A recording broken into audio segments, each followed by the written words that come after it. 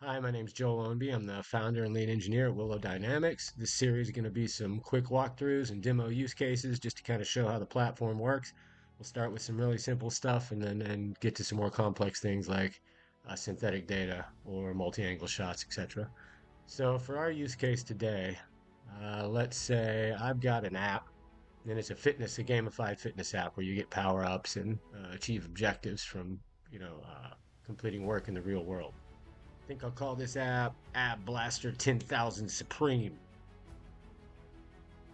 So I've got my app. I want to add, let's say, a daily mission where, people do jumping jacks, a certain number of jumping jacks or whatever to get the power up or the level up or whatever the daily mission grants, right? So, I want to deliver this in a real time feedback slash real time decision making capacity, right? I don't want them to have to upload a video, click something, wait, whatever, whatever. We want this to be, the user sets up their camera, it streams into the device, and then as they're doing it, it's saying things like, "Oh, those are awesome jumping jacks. Only five more to go."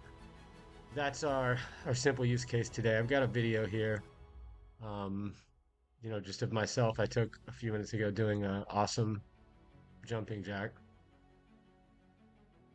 There we go. Okay, got our jumping jack video, right? So I'm gonna put this in here. I've already trimmed it, so we don't have to trim it, but we could trim it here if we wanted to. I'm not gonna explain these settings. You can read about them on the website. This is uh, camera height in inches, and it's approximately 10 feet away. So we'll go ahead and do that.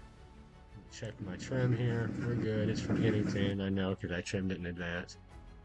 So we'll just save this, close it. We'll go ahead, sure, jumping jack one. Let's give it a, come on, just in case. 78, let's see, 70. All right, now I'm gonna process. This is creating the model now. So, all right, now we got our model here. It appears in the model library. Jumping jack one front. Let's check it out. Looks good.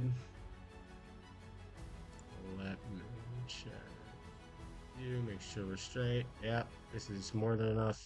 Everything looks good. We left our default settings when we made this because they're all about right for this use case. We could fine tune them later. Um, so then we can come into vision. So let's go see how we're going to trigger in our app, right? We will select our model and then we'll do a direct pass at 10 FPS or a 10 frame sample. It's probably more accurate. Add it to the queue. And then let's go get our user video. All right, now in the Vision Lab, we've got our user submitted test case video here. We're detecting really well. All these, they're counted from the front. 45 looks really good as well. And then if you'll notice right here, when we go to the side, we're gonna start dropping. We don't detect here, which is fine. This topology collapses. If we wanted to do this, we could just go grab, probably in this case, make another 2D empirical model. But for our use case, users facing the camera doing their jumping jacks, this works great. Now we go back to our models library. If we're just building this thing and we're still running locally, or, maybe if we just want to build it in and compile it, depending on, what we're doing, we could just export it here, get it in one of the formats, probably like a quantized int8, maybe different if you're building in Python. Or we will, in production, go and pull it from the API, right? So we could just pull it, store it ephemerally, dump it if we want, or, keep it locally. And then the changes that we make, the new physics that we bake in, here will be, present because the JIT gateway pulls model in real time, right? So any changes you make here and bake back in are then delivered via the API.